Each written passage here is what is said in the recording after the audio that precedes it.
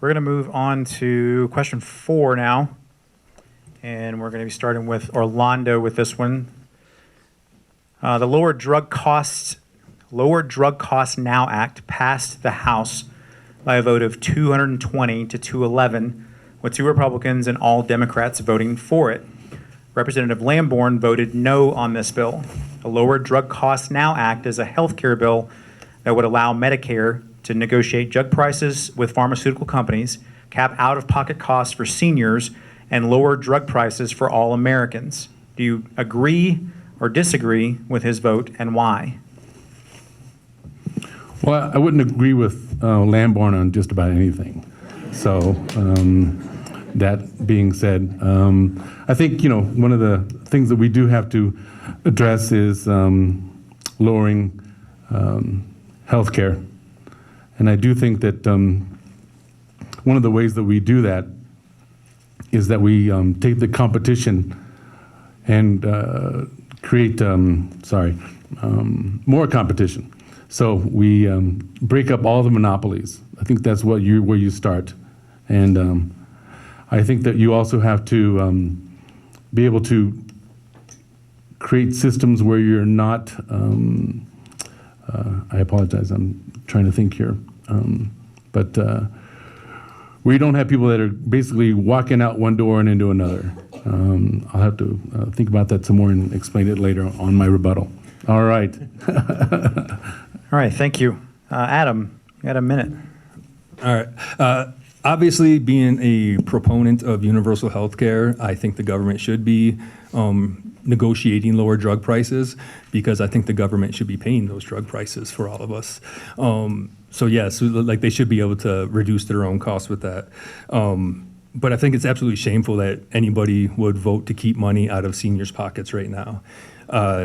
We need representation that speaks for all of us and not for pharmaceutical companies. Pharmaceutical commercials should be outlawed from TV too. That's just another side issue that frustrates me. But I also think that we need to start looking at legalizing cannabis federally. People could greatly benefit from the medicinal purposes side of it, and that would eliminate some of the drugs that we're trying to lower costs too. So I think we need to use everything at our disposal right now in order to create a happier, healthy society for us all. Thank you, Adam. We're now going to move online. And Joe, you have 1 minute.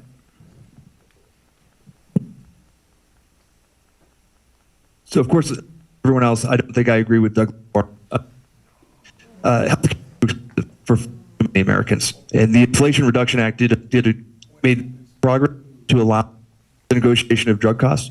But when I worked at Easter Seals, we actually implemented a program that went beyond that. And we social determinants.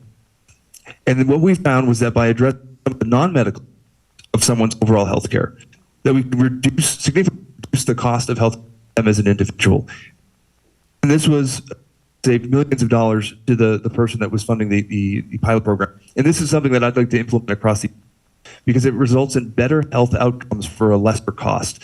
And that's the sort of novel strategies we need to reduce the cost of healthcare for every American. Thank you. John. I believe seniors worked their whole life and they paid into a system that they deserve to believe will be there. It'll be our job to make sure Republicans don't cut it and they don't privatize it. I believe Medicare should be for all. My family of 3 spends $17,000 a year on health insurance, and we have a $7,500 family deductible. I believe it's outrageous. I think profit in the delivery of health care, they just don't mix. I think we should eliminate profit for the delivery of health care.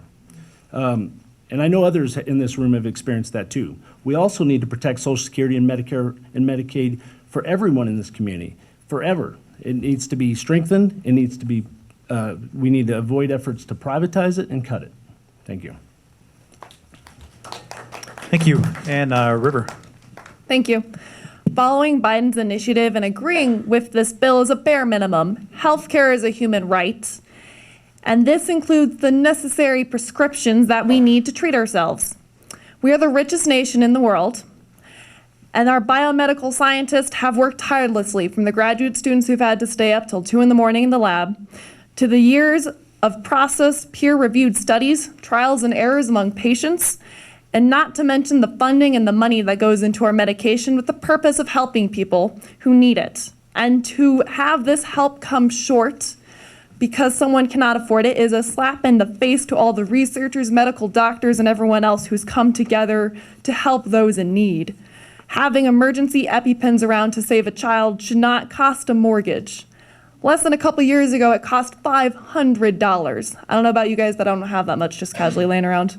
If someone needs insulin, for example, that's not a choice, it's a need. Diabetes shouldn't be a death sentence, and That's Tom. healthcare Thank you. shouldn't be healthcare That's and Tom. medication That's shouldn't be Tom. elected. Thank you. All right, Orlando, you have 30 seconds for a rebuttal if you'd like it. All right. So conflicts of interest, that's what I was trying to get at, is to remove the conflicts of interest and transparency.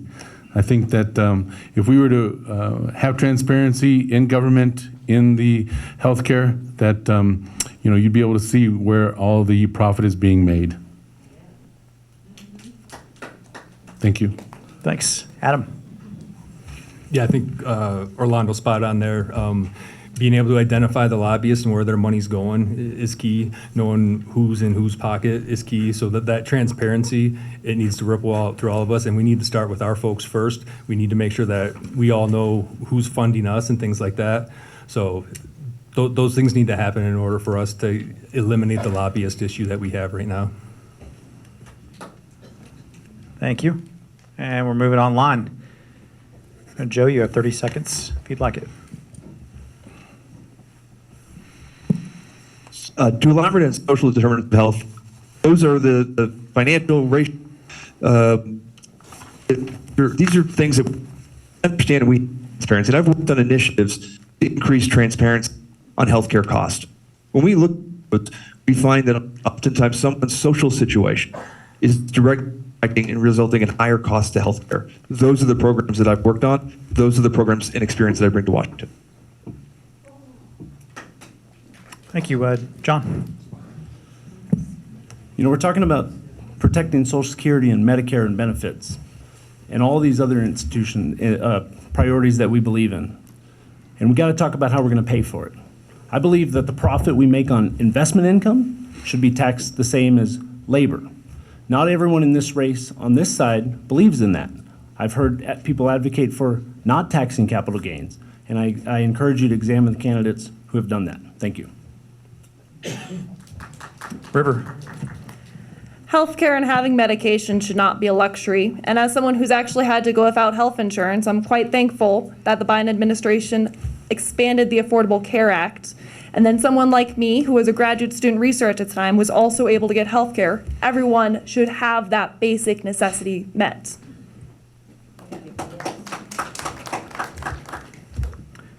All right, that wraps up the fourth question for